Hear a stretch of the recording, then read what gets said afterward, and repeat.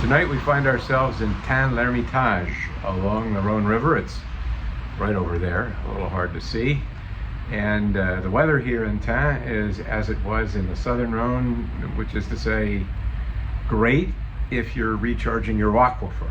Right. Yeah, it's been cool and rainy, and rain these days, having a lot of rain in the spring is a really good thing for the winemakers because it's often quite hot and quite dry in the middle of the summer, and it makes the vines work really hard. So to have a reservoir of water underneath while you start the season is a good thing. Our first tasting was with Nicolas Aini of the Domaine Melmont.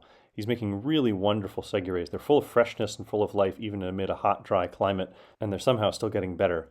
Next we went to Nicolas' neighbor, Eric Chauvin, who's making Séguérés as well. His style is a little juicier, a little rounder. They were just beautiful today. They were super easy to appreciate, and we think they're going to be really fun back home too.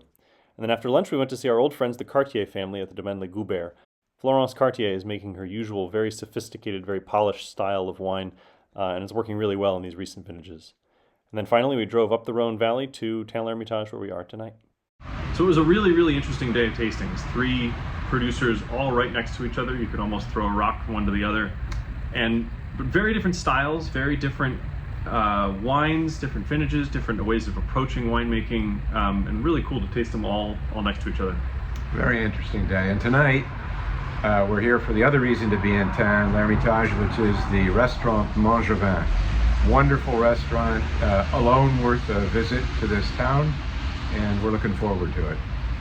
And then tomorrow we are headed north, up the Rhone River, starting in Crozes-Hermitage, and then over to Cornas on the other side, and then up to Côte-Rôtie.